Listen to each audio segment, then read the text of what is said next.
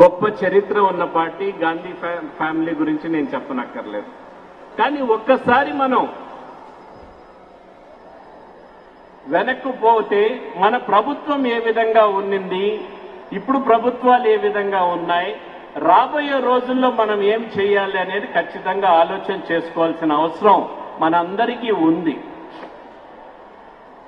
సమస్యలు వచ్చాయి, వస్తూ ఉంటాయి. దేశంలో స్వాతంత్రం సమరాజ్యం నుంచి ఇప్పటి వరకు, స్వాతంత్రం గురించి పోరాటం నుంచి ఇప్పటి వరకు ఎన్నో సమస్యలు వచ్చాయి. అటువంటి ఒక పెద్ద సమస్య ఆంధ్రప్రదేశ్కి విభజన వచ్చింది. దాని తర్వాత మనం ముందరకు పోవాల్సిన అవసరం ఖచ్చితంగా ఉంది. నేను చిన్న వయసులోనే మా తండ్రిని కోల్పోయాను. నేను 26, 27 సంవత్సరాల్లోనే నా తండ్రిని కోల్పోయాను. కానీ ఎన్ని రోజులను బాధపడతాం? 1 నెల, 2 నెలలు, 3 నెలలు, 4 నెలలు మనం బాధపడి కుంగిపోతాం. కానీ మనం ఇతర కుటుంబ సభ్యులు ఉన్నారు, ఇతర అంశాలు ఉన్నాయి, మన కర్తవ్యం ఉంది, పెద్ద కొడుకుగా ముందరకు పోవాల్సిన అవసరం ఉంది. అందుకని మనం దాని నుంచి బయటకు వచ్చి మళ్ళా మనం ఒక ఘాటులో పోవాల్సిన అవసరం ఖచ్చితంగా ఉంది. విభజన జరిగిపోయింది. విభజన జరిగిందేది వాస్తవం. జరగాల్సిన అంశం ఏముంది? జరిగిన దానికి మనం ఏం చేయలేం, జరిగిపోయింది.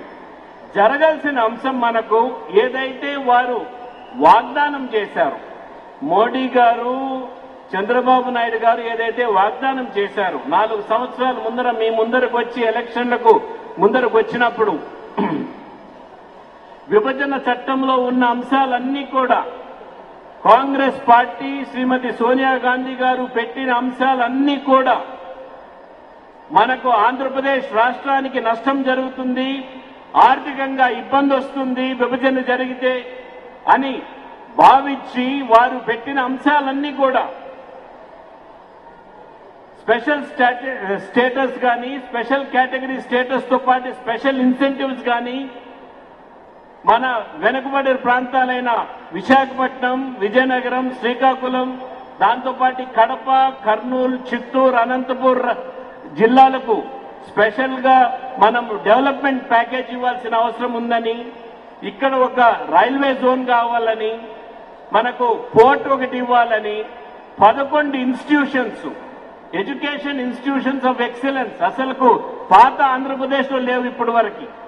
IIM, IIT, IIIT, AIIMS, tribal university ఇటువంటివి 11 ఇన్స్టిట్యూషన్స్ పెట్టారు ఆంధ్రప్రదేశ్ లో ఇచ్చేదానికి. దగ్గర 11,500 కోట్లు వీటిల్లో ఖర్చు పెట్టాల్సి ఉంటే ఈ 4 సంవత్సరాల తర్వాత కేవలం 600 కోట్లు ఖర్చు పెట్టారు. స్పెషల్ స్టేటస్ ఇవ్వమని స్పష్టంగా మోడీ గారు బీజేపీకి చెప్పారు. చంద్రబాబు నాయుడు గారు డిఫర్ అయ్యి వచ్చేశారు. కానీ చంద్రబాబు నాయుడుది తప్పు లేదా అంటే తప్పు ఖచ్చితంగా ఉంది. దీంట్లో డిఫర్ అయిన దాంట్లో 4 సంవత్సరాలు వేచి ఉండకన్నా ముందరే బయటకు వచ్చిందంటే బాగుండు. ముందరే దీన్ని ఒత్తిడి ఇంకా పెంచాల్సిన అవసరం ఖచ్చితంగా ఉంది. ప్రభుత్వంలో వాళ్ళతో ఉండి, ఇక్కడ ప్రభుత్వంలో ఉండి, అక్కడ ప్రభుత్వంలో ఉండి నువ్వు సాధించుకోలేకపోతే మీరు ఫెయిల్ అయినట్లా కాదా అనేది ఒక్కసారి ఆలోచన చేసుకోవాల్సిన అవసరం ఉంది. మన అపోజిషన్ పార్టీ శ్రీ జగన్మోహన్ రెడ్డి గారు, ఆయన దేనికి నడుస్తున్నాడో, ఎన్ని రోజులు నడుస్తాడో తెలియదు. అసలైన అంశాలు ఏవైతే ఉన్నాయో, ప్రజలకు సంబంధించిన అంశాలు ఏవైతే ఉన్నాయో ఒత్తిడి పెంచి ప్రభుత్వం మెడ వంచి పని చేపించే సత్తా అపోజిషన్ నాయకుడిగా లేక అపోజిషన్ పార్టీగా వైఎస్ఆర్సీపీ పూర్తిగా విఫలం చెందిందనేది స్పష్టంగా చేయాల్సిన అవసరం ఉంది. ఒక్క అంశం,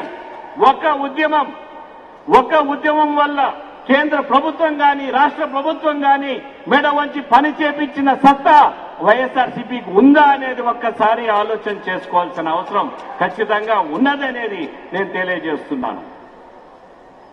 ఒక పక్క ఇప్పుడున్న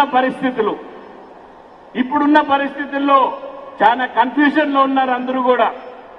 చంద్రబాబు నాయుడు గారు వచ్చి రాహుల్ గాంధీ గారితో కలిశారు. మీకు ఆశ్చర్యం, నాకు ఆశ్చర్యం, అందరికీ ఆశ్చర్యమే. ఎందుకు కలిశారు ఆయన? ఒక కారణం అయితే స్పష్టంగా తెలియజేస్తున్నారు. నేను మోసపోయాను, బీజేపీతో కలిసి రాష్ట్రానికి రావాల్సిన అంశాలన్నింటినీ కూడా మోసం చేసింది నా బీజేపీ. స్పెషల్ స్టేటస్ కానీ, స్పెషల్ కేటగిరీ స్టేటస్ తో పాటు స్పెషల్ ఇన్సెంటివ్స్ కానీ, మన వెనుకబడి ప్రాంతాలైన విశాఖపట్నం, విజయనగరం, శ్రీకాకుళం, దాంతోపాటు కడప, కర్నూలు, చిత్తూరు, అనంతపూర్ జిల్లాలకు స్పెషల్ గా మనం డెవలప్మెంట్ ప్యాకేజ్ ఇవ్వాల్సిన అవసరం ఉందని, ఇక్కడ ఒక రైల్వే జోన్ కావాలని, మనకు పోర్ట్ ఒకటి ఇవ్వాలని 11 institutions, education institutions of excellence అసలుకు పాత ఆంధ్రప్రదేశ్ లో లేవు ఇప్పటి వరకు. IIM, IIT, IIIT, AIIMS, tribal university ఇటువంటివి 11 ఇన్స్టిట్యూషన్స్ పెట్టారు ఆంధ్రప్రదేశ్ లో ఇచ్చేదానికి. దగ్గర దగ్గర 11,500 కోట్లు వీటిల్లో ఖర్చు పెట్టాల్సి ఉంటే ఈ 4 సంవత్సరాల తర్వాత కేవలం 600 కోట్లు ఖర్చు పెట్టారు. స్పెషల్ స్టేటస్ ఇవ్వమని స్పష్టంగా మోడీ గారు బీజేపీకి చెప్పారు. చంద్రబాబు నాయుడు గారు డిఫర్ అయ్యి వచ్చేశారు. కానీ చంద్రబాబు నాయుడుది తప్పు లేదా అంటే తప్పు ఖచ్చితంగా ఉంది. దీంట్లో డిఫర్ అయిన దాంట్లో 4 సంవత్సరాలు వేచి ఉండకన్నా ముందరే బయటకు వచ్చిందంటే బాగుండు. ముందరే దీన్ని ఒత్తిడి ఇంకా పెంచాల్సిన అవసరం ఖచ్చితంగా ఉంది. ప్రభుత్వంతో వాళ్ళతో ఉండి, ఇక్కడ ప్రభుత్వంలో ఉండి, అక్కడ ప్రభుత్వంలో ఉండి నువ్వు సాధించుకోలేకపోతే మీరు ఫెయిల్ అయినట్లా కాదా అనేది ఒక్కసారి ఆలోచన చేసుకోవాల్సిన అవసరం ఉంది. మన అపోజిషన్ పార్టీ శ్రీ జగన్మోహన్ రెడ్డి గారు, ఆయన దేనికి నడుస్తున్నాడో, ఎన్ని రోజులు నడుస్తాడో తెలియదు. అసలైన అంశాలు ఏవైతే ఉన్నాయో, ప్రజలకు సంబంధించిన అంశాలు ఏవైతే ఉన్నాయో ఒత్తిడి పెంచి ప్రభుత్వం మెడ వంచి పని చేపించే సత్తా అపోజిషన్ నాయకుడిగా లేక అపోజిషన్ పార్టీగా వైఎస్ఆర్సీపీ పూర్తిగా విఫలం చెందిందనేది స్పష్టంగా చేయాల్సిన అవసరం ఉంది. ఒక్క అంశం, ఒక్క ఉద్యమం వల్ల కేంద్ర ప్రభుత్వం కానీ, రాష్ట్ర ప్రభుత్వం కానీ మెడ వంచి పని చేపించిన సత్తా వైఎస్ఆర్సీపీకి ఉందా అనేది ఒక్కసారి ఆలోచన. హలో, మిమ్మల్నే యోయో టీవీ యాప్ డౌన్లోడ్ చేసుకున్నారా? ఇంకా లేదా? మీ యాప్ స్టోర్ కి వెళ్ళి వెంటనే డౌన్లోడ్ చేసుకోండి. ఈ వీడియో గనుక మీకు నచ్చినట్లయితే లైక్ చేయండి, షేర్ చేయండి అండ్ సబ్స్క్రైబ్ చేయండి.